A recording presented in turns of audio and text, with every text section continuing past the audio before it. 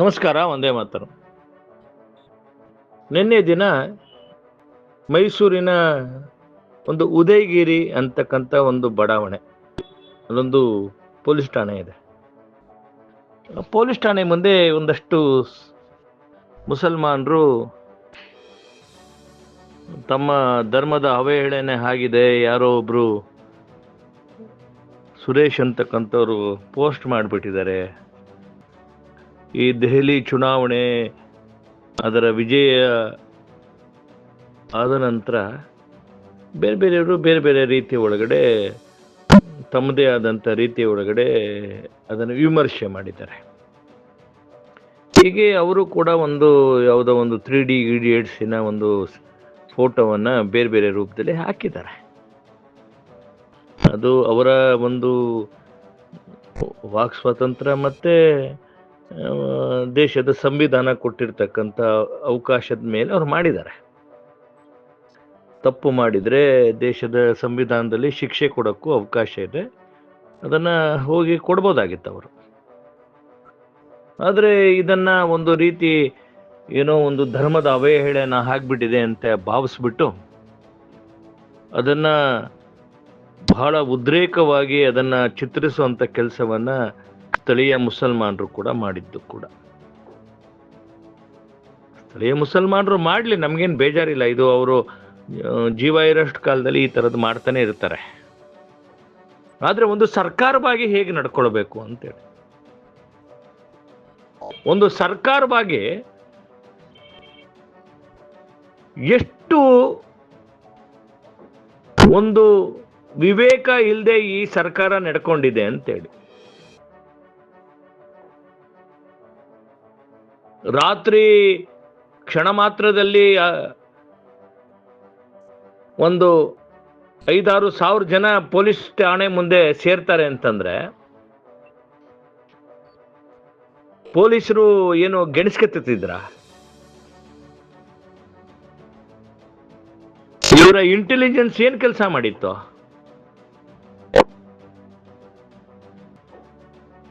ಒಂದು ನೆಪ ಬೇಕಾಗಿತ್ತು ಈ ತರದ ಸಂಘಟನೆಗಳಿಗೆ.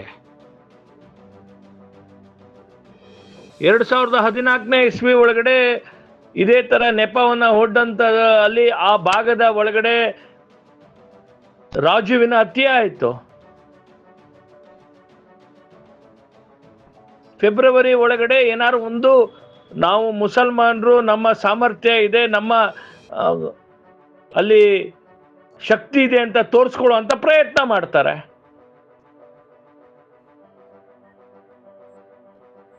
ಅನೇಕ ಪೊಲೀಸ್ ಅಧಿಕಾರಿಗಳ ಮೇಲೆ ಮಾರಣಾಂತಿಕ ಹಲ್ಲೆ ಆಗಿದೆ.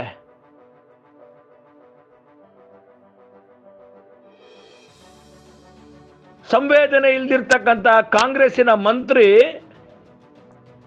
ರಾಜಣ್ಣ ಹೇಳ್ತಾರೆ, ಆ ಉದಯಗಿರಿ ಅಂತಕ್ಕಂಥದ್ದು ಮುಸಲ್ಮಾನ ಬಾಹುಳ್ಯ ಪ್ರದೇಶ, ಅಲ್ಲಿಗೆ ಯಾಕೆ ಈ ವ್ಯಕ್ತಿಯನ್ನ ಬಂಧನ ಮಾಡಿ ತೆಗೆದುಕೊಂಡು ಹೋದ್ರು ಅಂತೇಳಿ. ಏನು ಮುಸಲ್ಮಾನರು ಏನು ಮೇಲಿಂದ ಇಳಿದು ಬಿಟ್ಟಿದಾರ? ಏನ್ ಮುಸಲ್ಮಾನರಿಗೆ ಮಾತ್ರ ಕೈ, ಮುಸಲ್ಮಾನರಿಗೆ ಮಾತ್ರ ಶಸ್ತ್ರ, ಮುಸಲ್ಮಾನರಿಗೆ ಮಾತ್ರ ಎಲ್ಲವನ?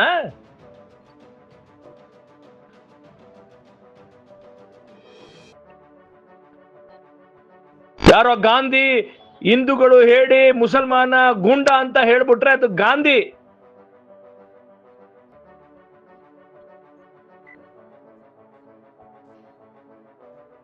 ಆದ್ರೆ ಹಿಂದೂ ಸಮಾಜಕ್ಕೆ ಸಾಮರ್ಥ್ಯ ಇದೆ. ನಮ್ಮ ರೋಷದ ಅಗ್ನಿ ಪ್ರವಾಹದಲ್ಲಿ ಕೊಚ್ಚಿ ಹೋಗ್ತೀರಿ, ಸುಟ್ಟಿ ಹೋಗ್ತೀರಿ.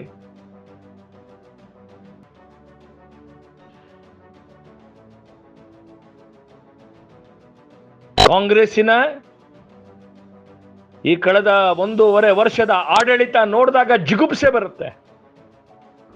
ಹೇಡಿಗಳ ರೀತಿಯ ಆಡಳಿತ ಮಾಡ್ತಾ ಇದ್ದೀರಿ ನೀವು. ನಿಮ್ಮ ಇಡೀ ರಾಜಕೀಯ ಜೀವನವನ್ನ ಮುಸಲ್ಮಾನರ ಓಟಿಗೆ ಅಡ ಇಟ್ಟಿದ್ದೀರಿ ನೀವು.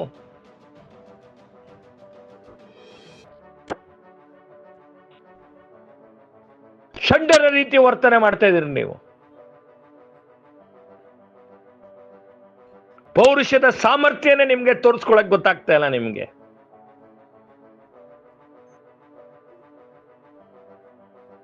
ಏನ್ ಮಾಡ್ತಿರೋಂಥದ್ದು ನೀವು?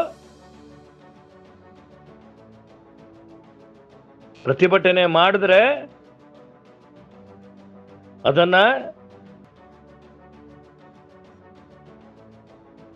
ಅತ್ಯಂತ ತೀವ್ರವಾಗಿ ಅದನ್ನ ಹತ್ತಿಕ್ಕುವಂತ ಕೆಲಸ ಮಾಡಬೇಕಾಗಿತ್ತು. ಭಾರತದ ಒಳಗಡೆ ಯಾರೆಲ್ಲ ತಪ್ಪು ಮಾಡ್ತಾರೆ, ಯಾರೆಲ್ಲ ತಪ್ಪು ಮಾಡಿದ್ರೆ ಸಂವಿಧಾನ ಕಾನೂನು ರೀತಿ ಅವನಿಗೆ ಶಿಕ್ಷೆ ಇದೆ. ಅವನು ಯಾರು ಈ ಪೋಸ್ಟ್ ಅನ್ನ ಫಾರ್ವರ್ಡ್ ಮಾಡಿದ್ರು, ಈ ಪೋಸ್ಟ್ ಅನ್ನ ಬದಲಾವಣೆ ಮಾಡಿದ್ರು, ಕಾನೂನು ರೀತಿ ಶಿಕ್ಷೆ ಇದೆ ಅವನಿಗೆ. ಕುಂಭಮೇಳದ ವಿಚಾರದಲ್ಲಿ ಸಾವಿರಾರು ಪೋಸ್ಟ್ಗಳು ಹಿಂದೂ ಧರ್ಮದ ಬಗ್ಗೆ ಅವಹೇಳನ ಮಾಡಿ ಬಂದಿರತಕ್ಕಂಥದ್ದಿದೆ. 40 ಕೋಟಿಗೂ ಮಿಗಿಲಾದಂತ ಹಿಂದೂಗಳು ಒಂದು ಕಡೆ ಸೇರಿದ್ದಾರೆ. ಒಂದೇ ಒಂದು ಅಪಸ್ವರ ಇಲ್ಲ, ಒಂದೇ ಒಂದು ತಾರತಮ್ಯ ಇಲ್ಲ, ಜಾತಿ ಭೇದ ಇಲ್ಲ.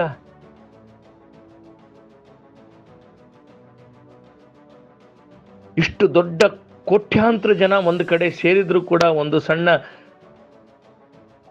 ಅಪಸ್ವರ ಇಲ್ಲ, ದ್ವೇಷ ಇಲ್ಲ,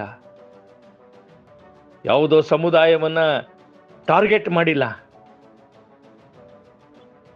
ರಸ್ತೆಗಳಲ್ಲಿ ಪ್ರಯಾಗ್ರಾಜ್ ತಲುಪುವಂತದ್ರಲ್ಲಿ ನೂರಾರು ಮಸೀದಿಗಳಿದ್ವು. ಯಾವ ಮಸೀದಿ ಮುಂದೆನೆ ಸರ್ದನ್ ಕಿ ಜುದಾ ಅಂತ ಯಾರು ಘೋಷಣೆ ಮಾಡಲಿಲ್ಲ.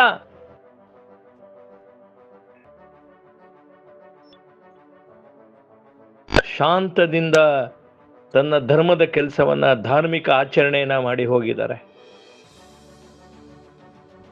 ಒಬ್ಬನೇ ಒಬ್ಬ ನನಗೆ ಹಸಿವಾಯ್ತು ಅಂತ ಹೇಳಲಿಲ್ಲ, ಕಷ್ಟ ಆಯ್ತು ಅಂತ ಹೇಳಲಿಲ್ಲ.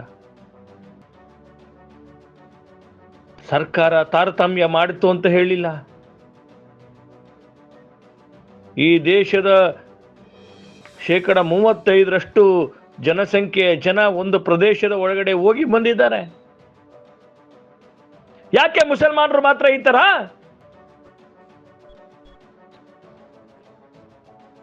ಈ ಮುಸಲ್ಮಾನರನ್ನ ಈ ರೀತಿ ಪೋಷಿಸ್ತಕ್ಕಂಥದ್ದು ಯಾರು?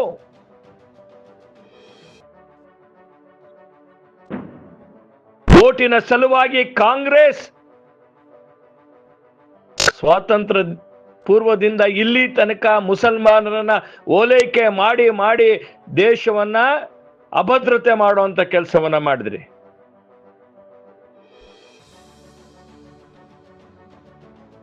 ಮುಸಲ್ಮಾನರಲ್ಲೂ ಅನೇಕ ಜನ ದೇಶಭಕ್ತರಿದ್ದಾರೆ.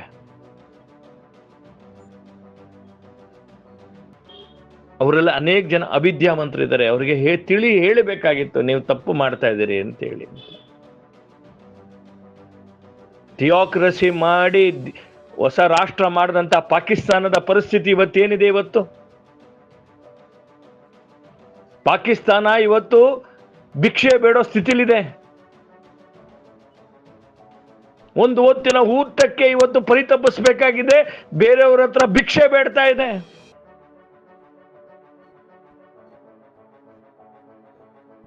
ಯಾರೋ ಕಾಂಗ್ರೆಸ್ಸಿಗರು ಕರ್ನಾಟಕದಲ್ಲಿ ಚುನಾವಣೆಯಲ್ಲಿ ಅವ್ರ ಮತಗಳಿಂದ ಗೆದ್ದಿರ್ಬೋದು. ನೀವು ಹೇಡಿತನ ವರ್ತಿಸ್ತಾ ಇದ್ದೀರಿ. ನೀವು ನಿಮ್ಮ ಹೇಡಿತನ ಇಡೀ ಹಿಂದೂ ಸಮಾಜಕ್ಕೆ ಇವತ್ತು ಆಗ್ತಾ ಇರೋಂಥದ್ದು.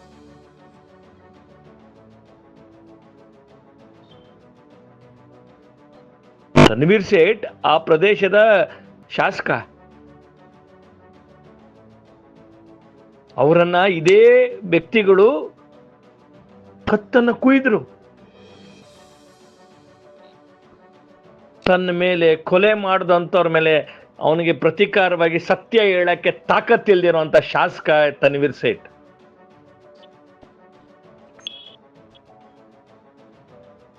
ಪೊಲೀಸರನ್ನ ಷಂಡರ ರೀತಿಯಲ್ಲಿ ಇವತ್ತು ಚಿತ್ರಣ ಆಗ್ತಿದೆ.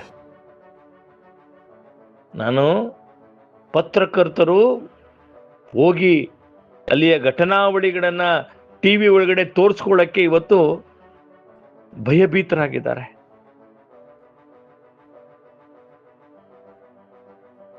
ಕರ್ನಾಟಕ ಮತೀಯ ಶಕ್ತಿಗಳ ಕೈನಲ್ಲಿ, ಕೋಮುವಾದಿಗಳ ಶಕ್ತಿಗಳಲ್ಲಿ, ಜಿಹಾದಿಗಳ ಕೈನಲ್ಲಿ ಕರ್ನಾಟಕ ಕೊಡಕ್ ಸಾಧ್ಯನೇ ಇಲ್ಲ. ಒಂದು ಹೊಸ ಸಂಘರ್ಷಣೆ ಆಗ್ಲಿ ಭಾರತಕ್ಕೋಸ್ಕರ. ಅಗತ್ಯ ಇದ್ರೆ ಶಸ್ತ್ರನೂ ಇಟ್ಕೋಬೇಕು, ಅಗತ್ಯ ಇದ್ರೆ ಈ ರಾಷ್ಟ್ರಕ್ಕೋಸ್ಕರ, ಈ ರಾಷ್ಟ್ರದ ಔನ್ನತ್ಯಕ್ಕೋಸ್ಕರ ನಾವೆಲ್ಲರೂ ಬದುಕಬೇಕು. ಆಗ ಮಾತ್ರ ನಾವು ಒಬ್ಬ ಪುರುಷರು ಅಂತ ಅನ್ಸ್ಕೊಳ್ತೀವಿ. ನಪುಂಸಕರ ರೀತಿಯಲ್ಲಿ ಬದುಕುವಂಥದಕ್ಕಿಂತ ಸಾಯೋದು ಮೇಲು. ನಮ್ಮ ರಾಷ್ಟ್ರ, ನಮ್ಮ ಧರ್ಮವನ್ನ ಉಳಿಸ್ಕೊಳ್ಳೋ ಅಂತ ಕೆಲಸ ಮಾಡೇ ಮಾಡೋಣ. ನಮಸ್ಕಾರ.